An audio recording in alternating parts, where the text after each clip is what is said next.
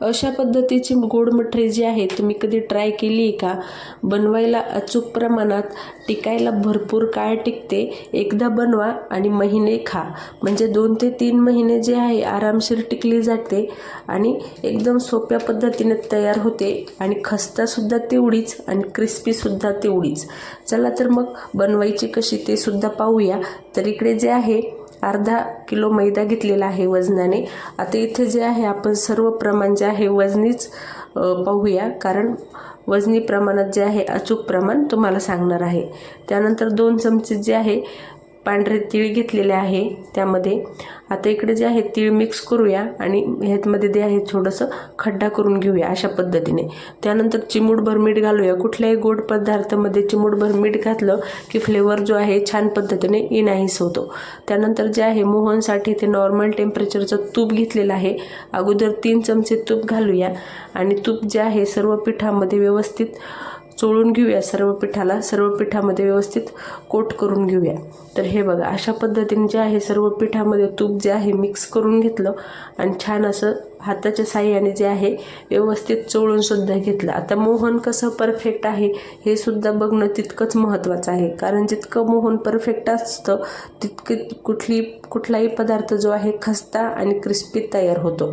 तर इकडे जे आहे मूठ बांधण्याचा प्रयत्न केला पण मूठ काय होत नव्हती. त्यानंतर अजून 2 चमचे जे आहे तूप घातलं, म्हणजे एकूण इथे जे आहे 5 चमचे मी तूप वापरलेलं आहे.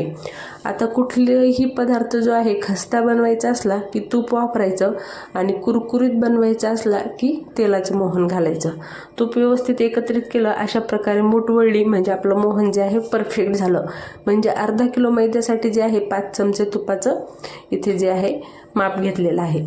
तर हे बघा अशा पद्धतीने जे आहे मूठ घट्टसर आली की आपलं मोहन जे आहे परफेक्ट आहे. त्यानंतर नॉर्मल पाणी घालून जे आहे आपल्याला मस्त असं घट्टसर पीठ जे आहे मळून घ्यायचं आहे. आता घट्टसर म्हणजे किती घट्टसर, तर खूप जास्त हार्ड नाही किंवा खूप जास्त सॉफ्ट नाही, असं मीडियम थिकनेसचं जे आहे आपल्याला पीठ जे आहे या ठिकाणी मळून घ्यायचं आहे.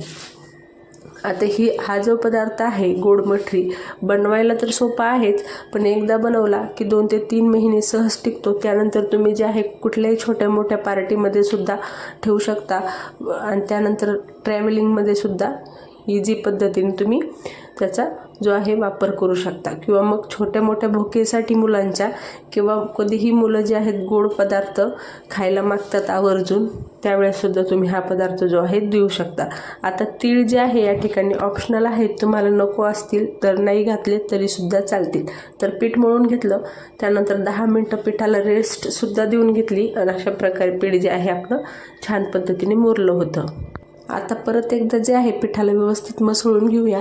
आता खूप जास्त रगडून सुद्धा मसळायचं नाही किंवा मग खूप जास्त हलक्या हाताने, मीडियम असं थोडंसं जे आहे पिठाला मसळून घ्यायचं. आता मी तुम्हाला 2 पद्धतीने दाखवणार आहे मठरी कशा बनवायच्या, एक ट्रॅडिशनल पद्धतीने आणि एक सोप्या पद्धतीने.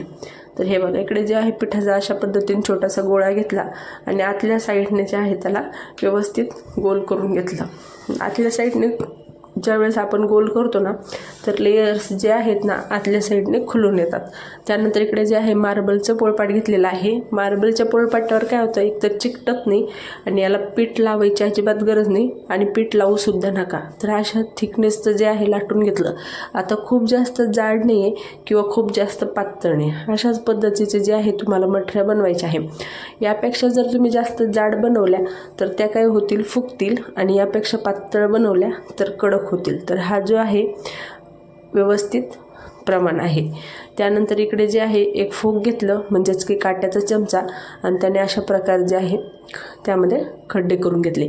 याने काय होतं, ज्यावेळेस आपण तळू ना तर ही जी मठरी आहे फुगणार नाही आणि ज्या वेळेस आपण ह्याला पाकामध्ये घालू त्यावेळेस पाक जो आहे छान आतमध्येपर्यंतसुद्धा जाईल. तर हे बघा अशा पद्धतीने जे आहे त्यामध्ये खड्डे करून घेतले. आता तुम्ही जर एकट्या असाल तर बनवायचं तुम्हाला एकट्यालाच असेल तर तुम्हाला सोपी पद्धतसुद्धा सांगते. तर अशा प्रकारे मोठा गोळा घ्यायचा पिठाचा आणि छान असा सगळा जो आहे लाटून घ्यायचा. जशी आपण आत्ता मठरी बनवलेली होती त्याच साईजचा थिकनेसपणा ठेवायचा. खूप जास्त पातळ करायचं नाही किंवा मग खूप जास्त त्याच्यापेक्षा जाडसुद्धा करायचं नाही. हे बघा अशा पद्धतीने जे आहे लाटून घेतलेलं आहे. एकदाच मोठं लाटून घेतलं की त्यामध्ये भरपूर अशा मठरी जे आहे सहज तयार होतील. तर हे बघा, इथे कुठलंही सुकं पीठ वापरलेलं नाही आहे किंवा कुठलंही तेल वापरलेलं नाही आहे. हे बघा, अशा पद्धतीने थिकनेसपणा ठेवायचा. आता इथे जर पीठ वापरलं ना आपण तर तळताना आपल्याला त्रास होतो, त्यामुळं मार्बलचं किंवा मग तुम्ही प्लॅटफॉर्मवर बनवलं तरीसुद्धा चालेल. त्यानंतर अशा प्रकारे एखादं झाकण घ्या किंवा मग वाटी घ्या किंवा मग तुमच्याकडं अशा साईजचं कटर असेल तर ते घेतलं तरीसुद्धा चालेल. त्यानंतर असे जे आहे गोल गोल मठरी आपण यातून काढून घेऊया साईड बाय साईडनी. म्हणजे काय होतं, सगळ्या मठरी ज्या आहे एकाच साईजच्या होतील आणि बनवायला सोप्या. त्यातल्या त्यात एकाच वेळेस 10 ते 12 जे आहे तयार होऊन येतात.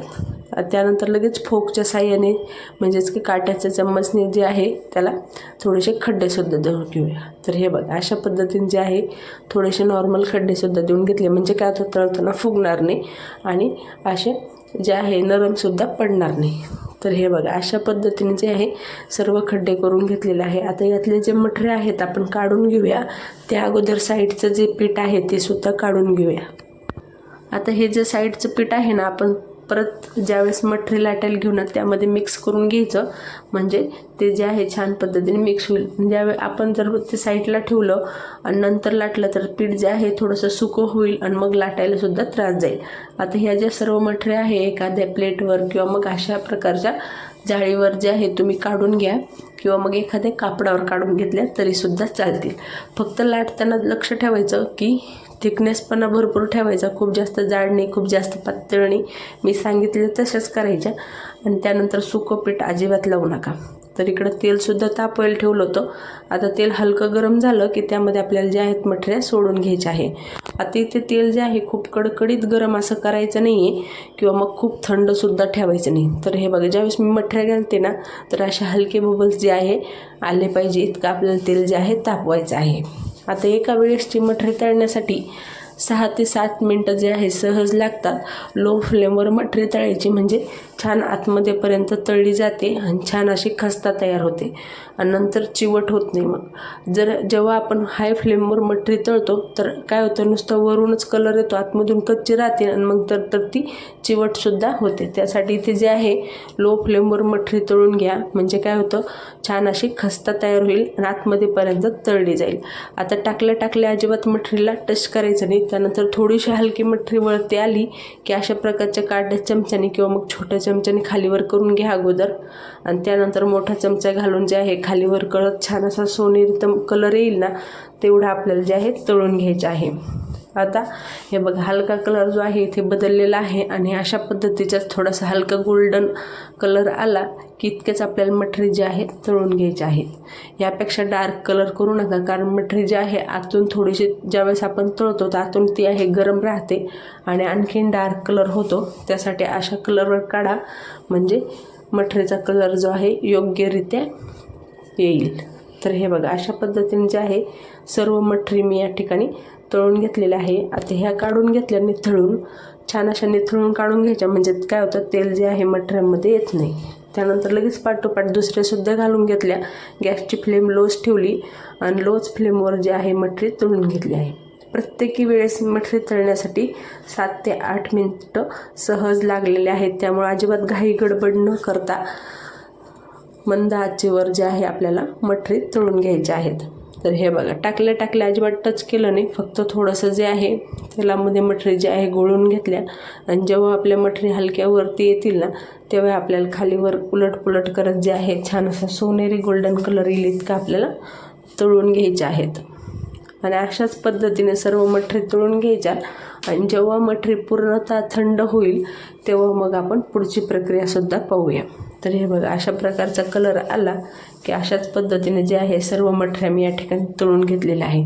आता ही जी मठरी आहे बनवायला जितकी तुम्हाला अवघड वाटत असेल पण अजिबात अवघड नाही आहे, एकदम सोप्या पद्धतीने बनवलेली आहे आणि घरीच असलेल्या अतिशय अगदी 2 ते 3 साहित्यापासून जे आहे मठरी बनवलेली आहे आणि त्यातल्या त्यात जे आहे मस्त अशी खस्तासुद्धा तयार होते. तर हे बघा, सगळ्या मठऱ्या जे आहे या ठिकाणी तळून घेतलेल्या आहे. सगळ्या एका साईजच्या आणि एका कलरमध्येच अशा प्रकारे तळून घेतो. तुम्हाला पाहताच तुम्हाला कळत असेल की किती सुंदर अशा दिसायला झालेल्या आहे आणि तितक्याच चवदारसुद्धा त्या होणार आहेत. तर इकडे जे आहे जितका आपण मैदा घेतला होता तितकीच आपल्याला साखर घ्यायची आहे. म्हणजेच की अर्धा किलो मैदा घेतला होता तर अर्धा किलो साखर जी आहे या ठिकाणी घ्यायची आहे. आणि जितकी साखर घेतलेली आहे त्याचा अर्धा आपल्याला पाणी घ्यायचं आहे. आता पाणी साखर जे आहे एका कढईमध्ये घालून घेतलं आणि छान अशी साखर जी आहे आपण मेल्ट करून घेऊया हाय फ्लेमवर. आता पाक कसा बनवायचा हे सुद्धा तितकंच महत्त्वाचं आहे.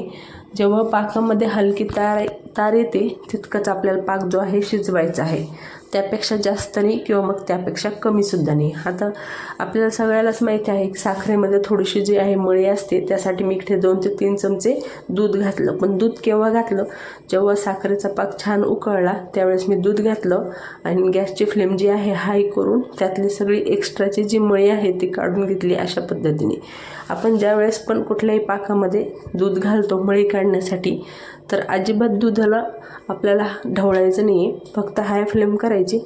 ते जे मळी आहे साखरेची त्या एकदम वरती येते.